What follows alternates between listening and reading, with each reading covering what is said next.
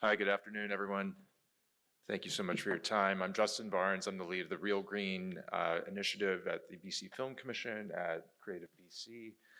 Today, I want to talk to you in broad terms about what Real Green does, and more specifically, some of the tools that we've developed over the last year to help our productions right-size their fuel impact and think about alternative ways that they may be able to electrify their sets. So on our homepage, for the folks who want to follow along, you can click on the tools and training link, and there's a variety of different tools that we have around the clean energy space, including our maps, which we just saw in the previous presentation with the IATSE and the DGC in that zone.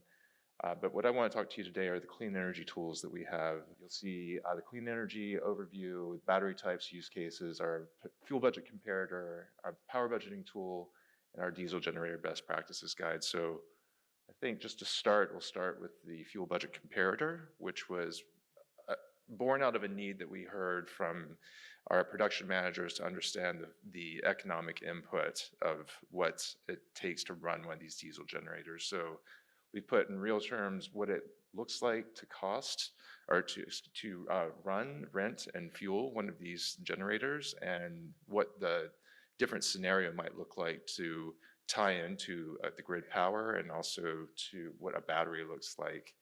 And so if we scroll down, we can see three different scenarios at the bottom in the line graph. So the generator is that steep line here at the top, which shows the amount of filming days and what that costs. And then the delta, the gap between those two lines, is what the savings looks like. So we built this to just have a quick at-a-glance view of an economic convincing argument for a production manager, a studio executive to invest in these types of technology. So I won't bore anyone with the details behind it. You can go and look at the top. You can toggle different hours, different loads, different ratings. But I think for me, the real take-home message is that in the city of Vancouver, running a Tier 3 generator for 8 hours is the equivalent of your fuel permit, or of your filming permit. So that includes also the electricity to run that, and really you're coming out in a negative cost scenario in that time. So that's the fuel budget comparator. I think if we can go to the next tool, Tina.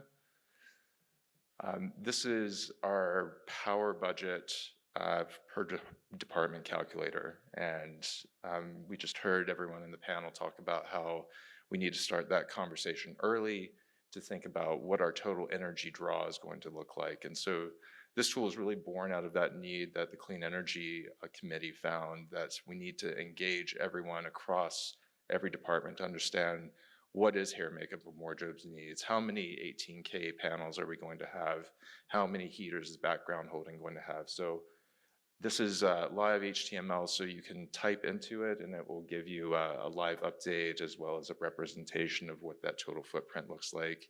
You can download it to an Excel file and give it to your FLX team, and you can find basically a songbook that everyone can start singing from. I didn't anticipate talking about these other tools, but based on what we just heard, I wanted to highlight a few of the other assets that we have. One of which is the battery typographic, which is exactly what I think Priscilla was talking about. Is with a use case of each of these batteries, we can take these and show to department heads what you could reasonably power and for how long.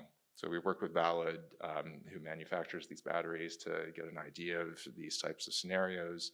And so again, all these tools are available on that website. And I think the last one I'd like to talk about is sort of the diesel generator best practices guide that we worked on with a lot of the leaders at MBS and Sunbelt to figure out where are the optimal curves for efficiency in these diesel generators. And it sounds like it's at 80% load. A lot of the misconceptions that we hear now is that diesel generators are running at 15%, and it's just sitting there for a just-in-case scenario, but it's actually costing the production thousands of dollars a day just to have that in-case power. So not only do they want to be driven more efficiently, it will actually save the production money on that. So I think with that, I'm going to wrap it up. I think that's probably too much math for everyone at afternoon. So if you have any questions, feel free to let me know. I'm available via the website. Thank you so much.